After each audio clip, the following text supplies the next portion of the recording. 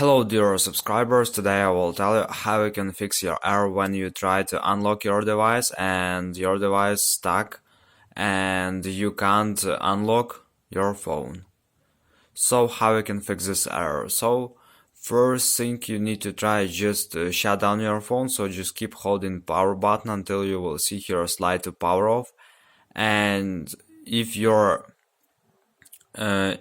screen doesn't working, so you can't just to slide to power off, so it's stuck on this slide to power off, so you can only try the latest thing, just made force restart on your phone. So just keep holding low volume and power button until you will see here Apple logo.